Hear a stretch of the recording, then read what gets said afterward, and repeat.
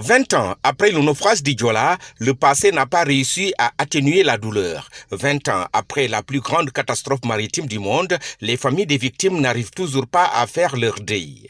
Elles ont encore le cœur gros.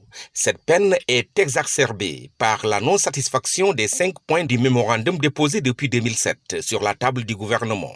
Il s'agit de la prise en charge convenable des orphelins et des rescapés, la construction du musée Le Joola, le renflouement du bateau, la justice pour les victimes, sans oublier de décréter le 26 septembre Journée nationale du souvenir. Pour l'instant, le renflouement du bateau, la justice aux victimes et l'instauration de la Journée du souvenir sont restés au point mort. Pour ces familles, l'État ne veut pas renflouer le bateau de peur que la vérité soit connue. Elle rappelle que les résultats de la commission ont établi des fautes graves et identifié les responsables de la tragédie. Mais jusque-là, il n'y a jamais eu de justice. Qu'en est-il de la prise en charge des orphelins?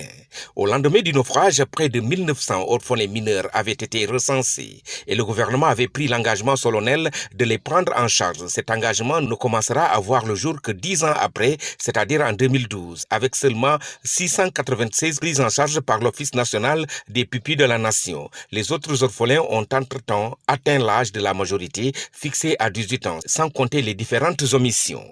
Pour les responsables, l'État a joué la montre pour éliminer la plupart des orphelins. Pour le musée Le Joola, dont la construction a démarré à Ziguinchor, c'est toujours le statu quo. Et Jean-Bernard Diatta est de la famille des victimes. Le chef de l'État nous avait demandé d'y aller chaque mois pour faire un rapport et le lui envoyer. Nous sommes partis faire le premier rapport, au cours duquel nous lui avons signifié que le mémorial ne pourra pas finir le jour J. Mais je suis dans le regret de le dire que le ministre n'a pas été à la hauteur de la tâche qu'on lui a confiée. Parce que quand un chef d'État te donne une mission aussi sacrée que le mémorial musée, pour être dans les délais, pour qu'il puisse venir l'inaugurer, il faut tout faire pour que ça soit fait. Les familles des victimes, les associations, qu'elles soient nationales ou internationales, les rescapés et les orphelins ne disposent d'aucun budget du mémorial musée. Nous ne savons pas combien coûte le mémorial musée. Nous n'avons aucun document de ce mémorial musée. Donc toutes les démarches qui ont été entreprises de la part de ce ministère, ces démarches ont écarté de facto l'association nationale qui leur a confié ce.